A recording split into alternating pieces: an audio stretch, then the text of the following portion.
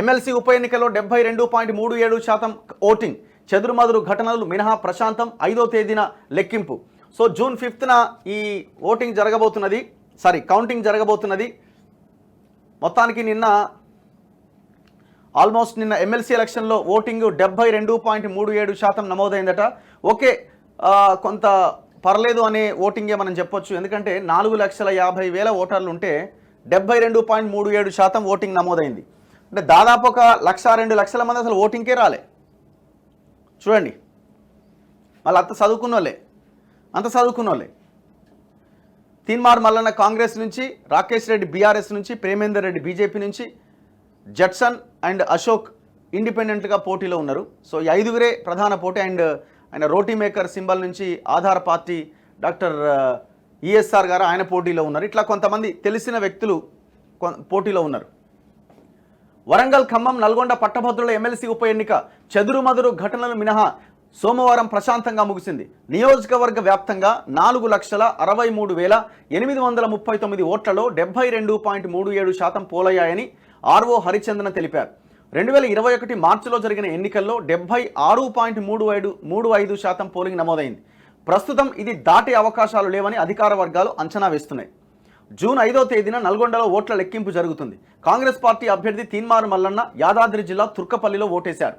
BRS అభ్యర్థి ఏనుగుల Rakesh Reddy హన్మకొండలోని Vaddepalli, BJP అభ్యర్థి గుజ్జుల ప్రేమేందర్ రెడ్డి సుబేదారి హంటర్ రోడ్లోని కేంద్రాల్లో తమ ఓటు హక్కును వినియోగించుకున్నారు. ఎన్నికల సందర్భంగా భద్రాద్రి కొత్తగూడెం జిల్లాలో జరిగిన 2 వేర్వేరు రోడ్డు ప్రమాదాల్లో 3 చనిపోయారు. భార్యతో ఓటు వేయించేందుకు వెళ్తుండగా టేకులపల్లికి చెందిన దంపతులు పాయం జానకి, కృష్ణయ్య ఓటు వేసి పాల్వంచ వెళ్తుండగా అశ్వాపురం మండలానికి చెందిన ఉపాధ్యాయుడు కుంజ రాజశేఖర్ మరణించినట. పాపం, ఆ ఎలక్షన్ వల్ల సావుకొచ్చే పాపం.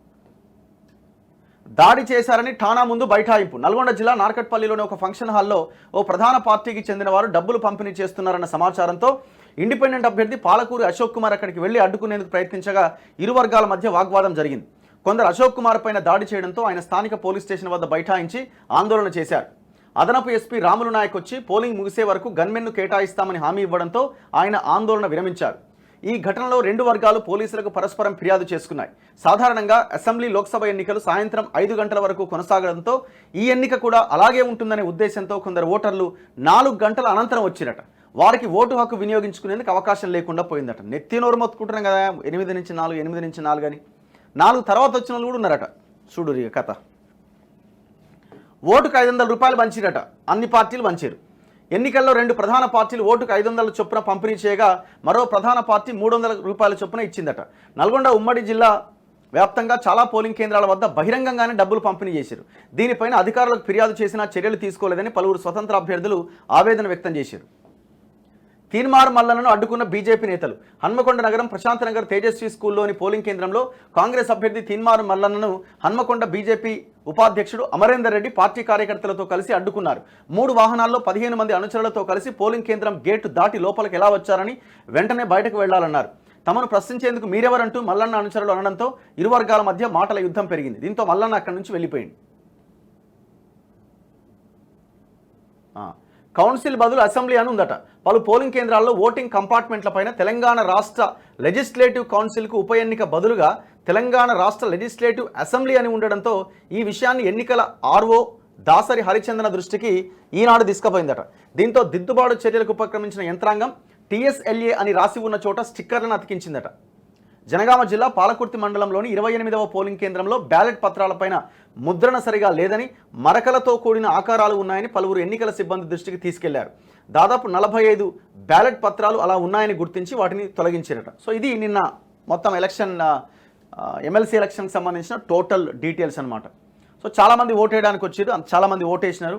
ఈ రిజల్ట్ ఎట్లుంటుంది అంటే జూన్ 5వ తేదీ దాకా వెయిట్ చేయాల్సిందే. 4వ తేదీన ఎంపీ ఎలక్షన్ రిజల్ట్స్ వస్తాయి.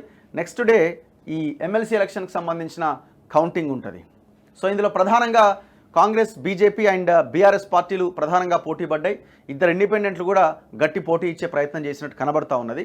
సో ఏదేమైనా కేటీఆర్ మాట్లాడిన వ్యాఖ్యలు మొత్తానికి తీన్మార్ మల్లన్నకు అనుకూలంగా మారినట్టు కనబడతా ఉంది. ఆయన ఏదైతే పల్లి బఠానీ, బిట్స్ పిలాని అన్నాడో ఆయన చేసిన వ్యాఖ్యలు ఆ బీఆర్ఎస్ పార్టీ కొన్ని ఓట్లైనా సాధించడానికి అవకాశం ఉంది అని అనుకొని, అంటే కొంత పోటీలో ఉంది అని అనుకున్నప్పుడే ఈ నోరు జారిండు నోటి దూల వల్ల ఖతం అయిపోయింది.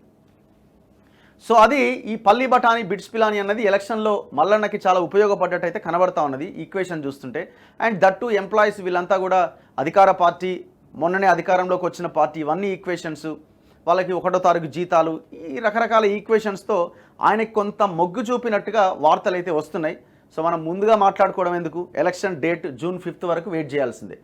మిగతా పార్టీ వాళ్ళు లేదు మేమే గెలుస్తాం, కాంగ్రెస్ గెలవడానికి అవకాశం లేదు, ఆయనకు ఓటే లేదని కొంతమంది అంటున్నారు. ఇండిపెండెంట్లు కూడా మాకు సెకండ్ ప్రియారిటీ ఓట్ మాకు ఖచ్చితంగా పడుతుంది. సో ఫస్ట్ ప్రియారిటీ పడకపోయినా సెకండ్ ప్రియారిటీ వరకు వచ్చితే మొత్తం ఓట్లన్నీ మాకే పడతాయని ఎవరు ఇండిపెండెంట్లు వాళ్ళు వాళ్ళ ధీమాలో వాళ్ళు ఉన్నారు. ఏదైనా జూన్ 5 వరకు మనం ఆగాల్సిందే.